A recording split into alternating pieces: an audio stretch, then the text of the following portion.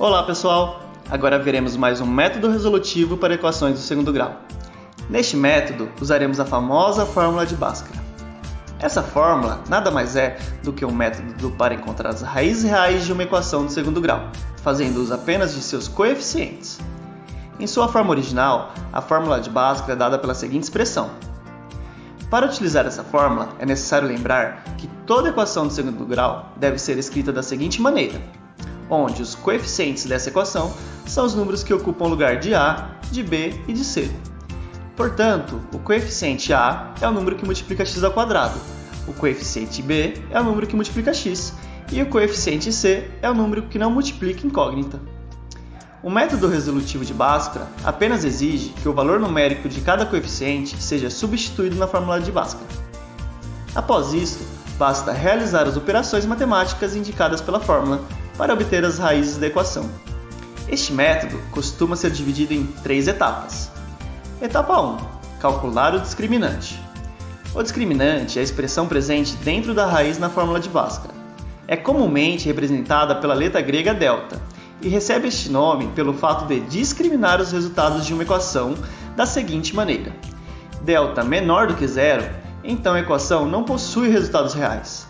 Delta igual a zero, então a equação possui apenas um resultado real ou possui 2 resultados iguais. Delta maior do que zero, então a equação possui 2 resultados distintos reais. Portanto, para calcular as raízes de uma equação do segundo grau, primeiramente calcula o valor numérico de delta. Etapa 2. Substitua o discriminante e os coeficientes na fórmula de Bhaskara. Nesta etapa, basta substituir os valores de delta e dos coeficientes da equação do segundo grau na fórmula. Etapa 3. Calcule as raízes da equação. Por fim, note que na fórmula de Bhaskara existe um sinal de mais e menos. Esse sinal indica que devem ser realizados 2 cálculos.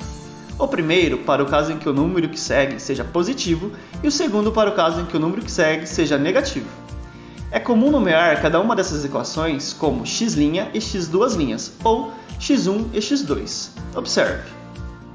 Então, após substituir as incógnitas de ambas as raízes, é só calcular.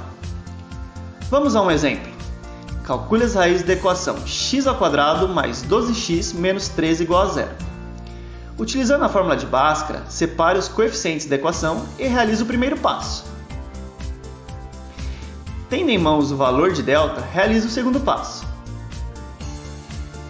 Por fim, realize o terceiro passo para encontrar as raízes da equação do segundo grau. Portanto, as raízes da equação x² mais 12x menos 13 igual a zero são 1 e menos 13.